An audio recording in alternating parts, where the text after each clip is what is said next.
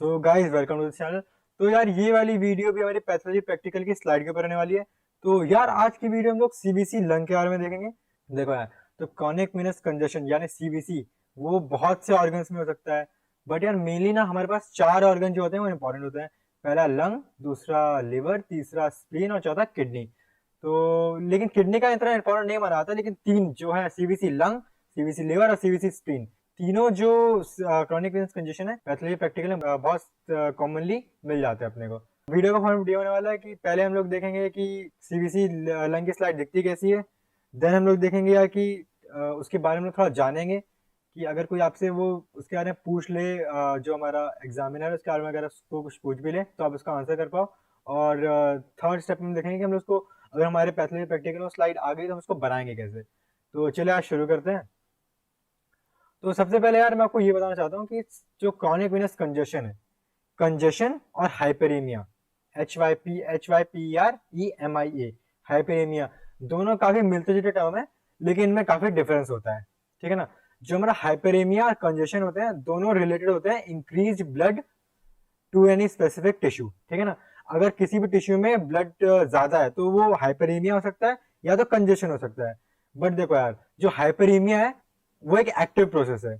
हाइपरेमिया is an active process which is characterised by arteriolar dilation.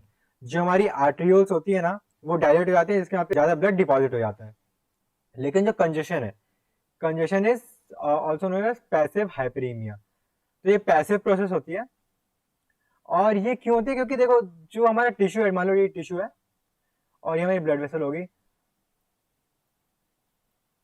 तो अगर हमारी tissue से ब्लड ज्यादा नहीं निकल पा रहा है, यहाँ कोई ऑब्स्ट्रक्शन आ गया है, तो यहाँ पे ब्लड जमा होने लगेगा, बहुत सारा ब्लड पूलिंग होने लगेगी।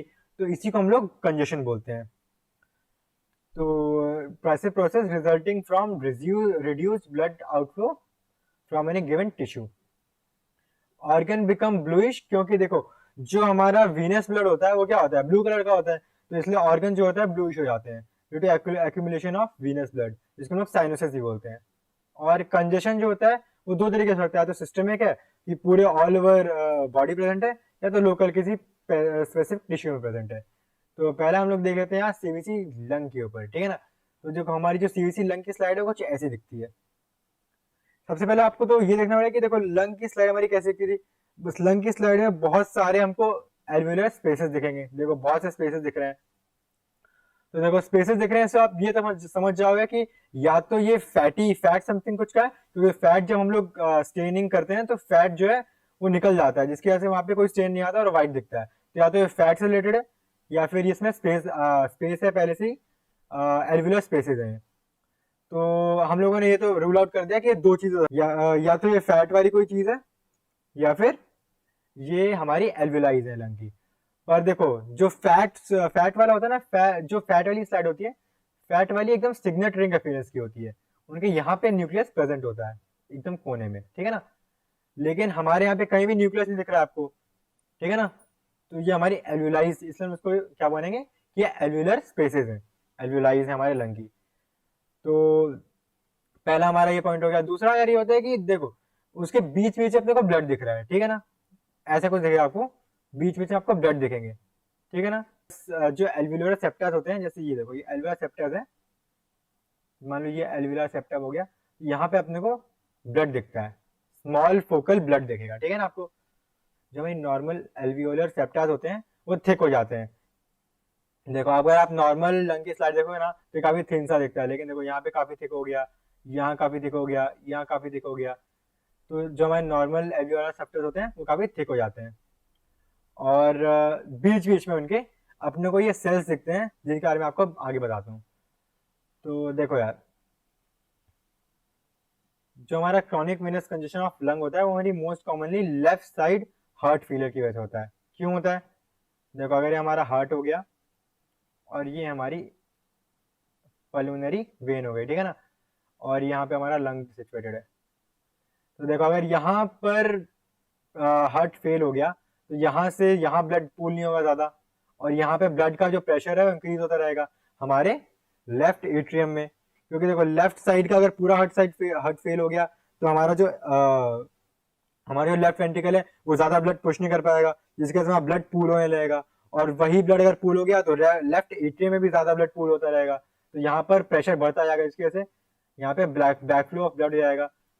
ठीक है, यहाँ पे अगर बैक फ्लो ऑफ ब्लड हो गया तो जो लंग की जो पल्मोनरी वेन्स है वहां प्रेशर, हाइड्रोस्टेटिक प्रेशर कुछ ज्यादा इंक्रीज हो जाएगा, तो यहाँ से ब्लड तो जा रहा है पर यहाँ से निकल नहीं रहा है, जिसकी वजह से यहाँ पर कंजेशन होने लगता है, इस लंग में कंजेशन हो जाएगा। ठीक है, देन यार देखो एक वो होता है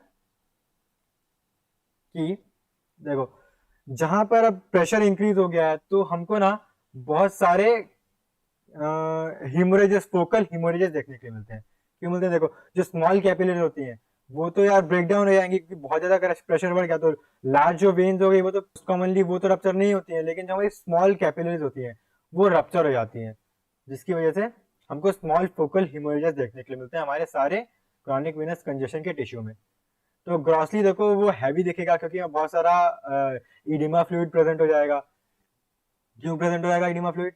क्योंकि देखो अब वहां पर हमारे अगर यहाँ पर हाइड्रोस्टेटिक, ये अगर ब्लड वेसल हो गया, यहाँ पे हाइड्रोस्टेटिक प्रेशर कुछ ज्यादा इंक्रीज हुआ तो यहाँ से प्लाज्मा लीक आउट करने लगेगा, तो उस ऑर्गन में बहुत सा इडीमा हो जाएगा, जिसकी वजह से वो हैवी और फर्म दिखेगा।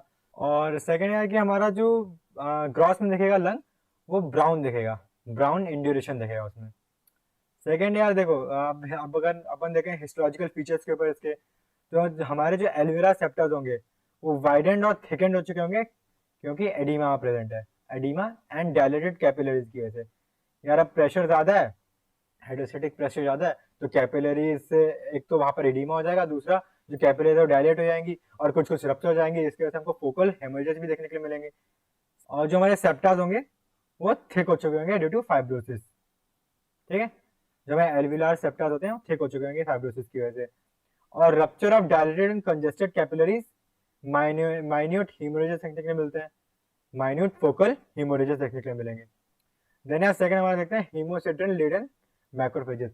ये क्यों देखने के मिलते हैं? देखो अब बहुत सा अगर हमारा हीमोरेज वहां पे हुआ, फोकल हीमोरेज अगर हुए, तो वहां के जहाँ ये ब्लड है, इन आरबीसी को कौन खाएंगे?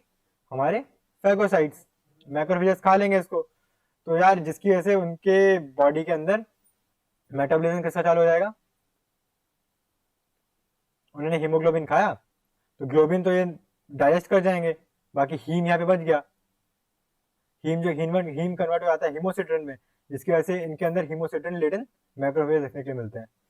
और हीमोसिट्रिन लेडन मैक्रोफेजेस को अपन हार्ट फेलियर सेल्स भी बोलते हैं। ठीक है, तो ये हमारी ऐसी कुछ हिस्टोलॉजिकल पिक्चर दिखेगी। ये हमारी कंजेस्टेड कैपिलरीज हो गई, कंजेस्टेड कैपिलरीज हो गई, और थिक एल्वियुलर सेप्टास हो गए, थिक एंड एल्वियुलर सेप्टास, जो कि increase connective tissue, fibrosis connective tissue, और ये फोकल हीमोरेजेस देखने के लिए मिलेंगे। और ये हमारे बीच जो देखने के लिए मिलेंगे हीमोसिट्रिन लेडन मैक्रोफेजेस। तो देखो यार जब अपन स्टेनिंग करेंगे ना तो हीमोसिट्रिन जो है वो ब्राउन कलर का दिखेगा, जिसकी वजह से देखो अलग समझ में आता है हमारे हार्ट फेलियर सेल्स। एग्जाम में अगर हमारा सीबीसी लंग की स्लाइड आ गई तो आपको बनाना कैसे है? आपको इसको ऐसे बनाना है। एक तो आपको बना देना है सबसे पहले सेप्टास, क्योंकि लंग में प्रेजेंट होते हैं सेप्टास। बीच में आपको बना देना है हमारे हीमोसिट्रिन लेडन, यहाँ बीच में आपको बना देना हमारे हीमोसिट्रिन लेडन मैक्रोफेजेस। देन आपको यहाँ पे माइन्यूट फोकल हीमोरेजेस बना देना है और थिक सेप्टास बना देना, बस आपको इतना ही करना है। तो आपको आराम से एग्जामिनर अच्छे नंबर दे देगा। ठीक है, तो यार होप करता हूँ आपको वीडियो पसंद आई होगी। तो यार अगर पसंद आई तो अपने दोस्तों के साथ जरूर शेयर करना और इस चैनल को सब्सक्राइब कर लेना। तो यार मिलता हूँ आपको अगली नेक्स्ट वीडियो पे, तब तक ले गुड बाय।